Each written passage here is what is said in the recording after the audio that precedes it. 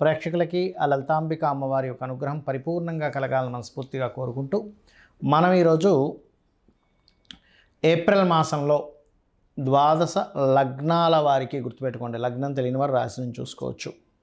ఏ విధంగా ఉండబోతుంది, ఏ విషయాల పట్ల జాగ్రత్త వహించాలి, ఏ దేవత ఆరాధన చేసుకోవాలనేటువంటి విషయాలు చెప్తుంది నేనైనప్పటికీ కూడా చెప్పేసిన సాక్షాత్ లలిత అమ్మవారిగా భావిస్తూ ఈ నెల గ్రహస్థితి ఎలా ఉంది అని చూసుకున్నట్లయితే మనకి మేషరాశికి అధిపతి అయినటువంటి కుజుడు మూడో తేదీ నుంచి ఏప్రిల్ 3 నుంచి నీచంలోకి వెళ్తున్నాడు కర్కాటకంలో.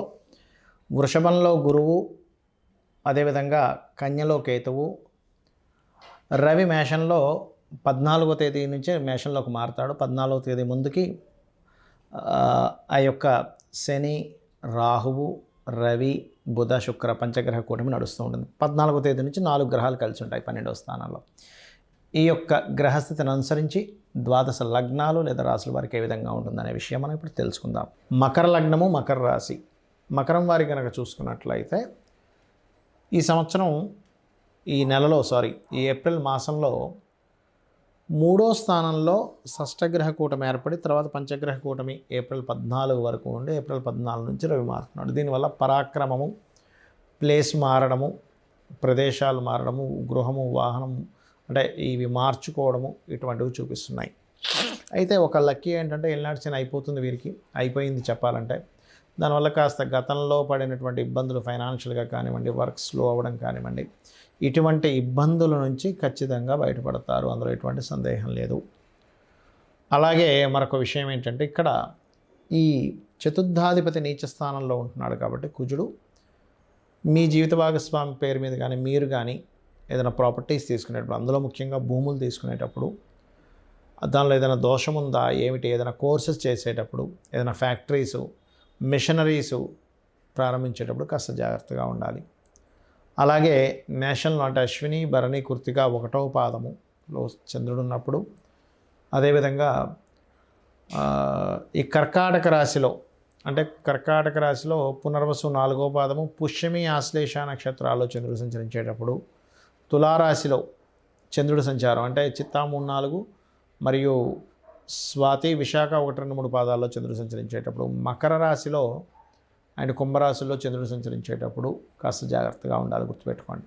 అలాగే మరొక విషయం ఏంటంటే ఈ సంచారం జరిగేటప్పుడు ఇబ్బంది ఉండదు, కానీ మిగతా రోజుల్లో జాగ్రత్తగా ఉండాలి. ఇది బాగా అర్థం చేసుకోండి.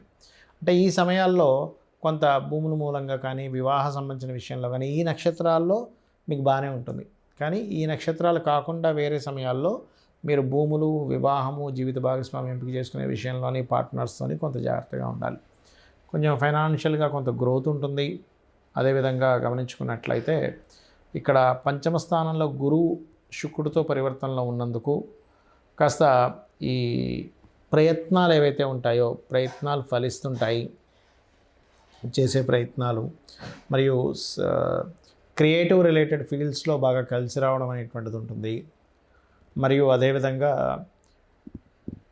ఈ మకరం వారికి గమనించుకున్నట్లయితే పర్టికులర్గా ఈ మకర రాశి మరియు కుంభములో నుంచి ఉండేటువంటి శని 3లోకి మారిపోయాడు కాబట్టి మకరం వారికి గతంతో పోల్చుకున్నట్లయితే కొన్ని పనులు అవ్వాల్సినవి, కొంత మీరు పెట్టినటువంటి ఎఫర్ట్స్కి సంబంధించినవి కలిసి రావడం ఉంది. కొత్త ఉద్యోగ అవకాశాలు కూడా వస్తాయి. బ్యాంకింగ్ సెక్టార్స్ లేదా స్పిరిచువల్ రిలేటెడ్ సెక్టార్స్లోకి వెళ్ళేటువంటి యోగం ఎక్కువగా కనిపిస్తుంది. ఇక మీరు చేయవలసిన దేవతారాధన లలిత అమ్మవారి యొక్క ఆరాధన, దత్తాత్రేయుడి యొక్క ఆరాధన ఎక్కువగా చేయండి, అన్ని విధాలు బాగుంటుంది. చాలామందికి ఈ కొత్త సంవత్సరం రాబోతుంది కదా, శ్రీ విశ్వవసు నామ సంవత్సరము. ఈ సంవత్సరంలో మేము ఏం చేస్తే ఇబ్బంది పడకుండా ఉంటాము. అయితే ఒక్కటి గుర్తుపెట్టుకోండి, చాలామంది ఏమంటున్నారంటే ఈ విశ్వవసునామ సంవత్సరం ప్రారంభంతోనే షష్టగ్రహ కూటమి, దానివల్ల మొత్తం ఏదో రోగాలు వచ్చేస్తాయి, కరోనా కంటే భయంకరమైన రోగం వస్తుంది అంటున్నారు. కానీ అంత ఏమీ ఉండదు. ఏదైనా చిన్నవి ఏమైనా వచ్చిపోతాయి, కానీ కరోనా కంటే భయంకరమైన రోగం అస్సలు మీరు రాసి పెట్టుకోవచ్చు. ఒకటి. రెండవది ఏంటంటే ఇక్కడ గుర్తుపెట్టుకోవాల్సిన అంశం, కొత్త సంవత్సరంలో అసలు మీరు ఏమి చేస్తే ఇబ్బంది పడకుండా ఉంటారు. ఎందుకంటే ఒకవైపు మనం చూస్తున్నట్లయితే జాబ్స్ తగ్గుతూ వస్తున్నాయి. మనం ఆల్రెడీ 2.5-3 సంవత్సరాల క్రితమే అమ్మవారి అనుగ్రహంతో ప్రిడిక్ట్ చేయడం జరిగింది.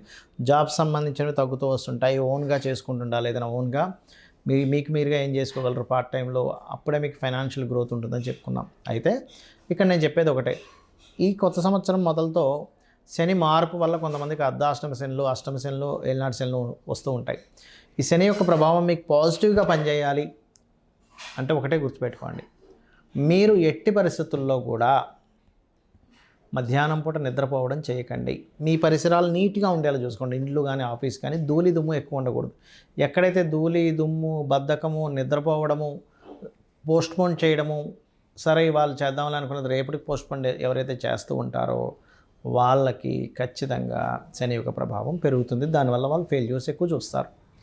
ఒకటేంటంటే చాలామందికి ఉన్న అపోహ ఏంటంటే ఏలినాటి శని, అర్ధాష్టమ శని, అష్టమ శని అప్పుడు ఏ పని కాదనుకుంటారు. తప్పు. నేను మీకు గతంలో ఆల్రెడీ చాలా ఉదాహరణలు చెప్పాను. స్వర్గీయ ఎన్టీ రామారావు గారు కావచ్చు, చంద్రబాబు నాయుడు గారు కావచ్చు, జగన్ గారు కావచ్చు, ఎవరైనా సరే, పిఎం మోడీ గారి దగ్గర నుంచి కూడా అందరూ ఏలినాటి శనుల్లోనే పిఎంలు, సీఎంలు అయ్యారని. కాబట్టి మిమ్మల్ని ఎక్కడా కూడా మీ విజయాన్ని ఆపదు, స్లో చేస్తుంటుంది అంతే. అది మెయిన్గా గుర్తుపెట్టుకోండి. అలాగే నిద్రపోకుండా ఉంటుండండి. మధ్యాహ్నం పూట, రాత్రి సమయంలో పడుకోవచ్చు, దానికి అభ్యంతరం లేదు. కాకపోతే యువకులకి మాత్రమే ఇది.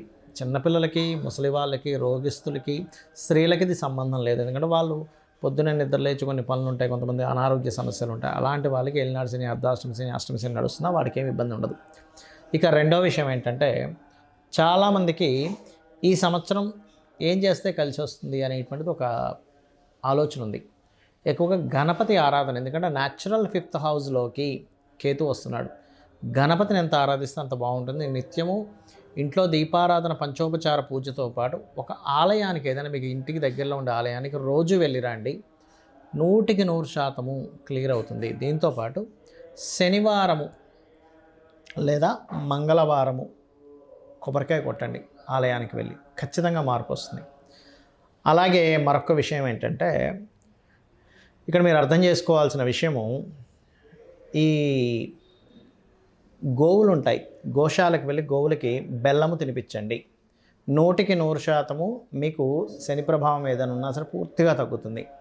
వీటితో పాటు మీకు అసలు మీ జన్మజాతకంలో ఏ మహాదశ నడుస్తుంది, ఏ అంతర్దశ నడుస్తుంది, దానికి ఎటువంటి పరిహార మార్గం చేసుకోవాలి, ఇవి మీరు బాగా అర్థం చేసుకోండి. ఇది పర్టికులర్గా చూసుకోండి. ఎవరైతే ఈ బెల్లం తినిపిస్తారో సకల దేవతల యొక్క అనుగ్రహం కలుగుతుంది. కాబట్టి ఇవి గనక పాటించగలిగితే మీకు ఒకవేళ ఏలినాటి శని, అష్టమ శని నడుస్తుంది, మీ కిందని పనిచేసే వారికి, పేదవాళ్ళకి ఏదైనా పంచుతూ ఉండండి. దేవతారాధనే చేయండి.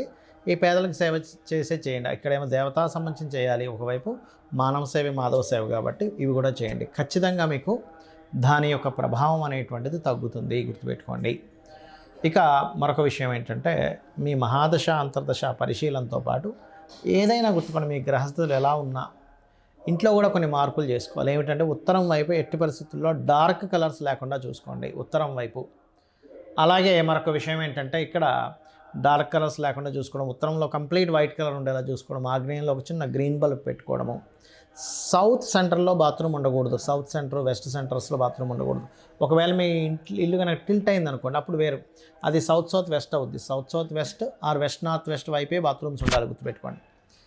ఆ బాత్రూమ్స్ ఉండే పొజిషన్స్ తప్పు ఉండడం వల్ల మీకు కెరియర్లో గ్రోత్ తగ్గడము, బెనిఫిట్స్ రాకపోవడము, ధనం, చాలామంది ఇళ్లలో ఉత్తరంలో బాత్రూమ్స్ ఉన్నప్పుడు ధనం నిలవకపోవడం జరుగుతూ ఉంటుంది. వాయువ్యంలో బాత్రూమ్స్ ఉన్నప్పుడు చాలా చిన్న ఏజ్లోనే అట్రాక్షన్స్కి గురవుతూ ఉంటారు. లేకపోతే బ్యాంక్ బ్యాలెన్స్ ఉండదు, వాయువ్యంలో బాత్రూమ్స్ ఉంటాయి. ఈ జాగ్రత్తలు తీసుకోండి.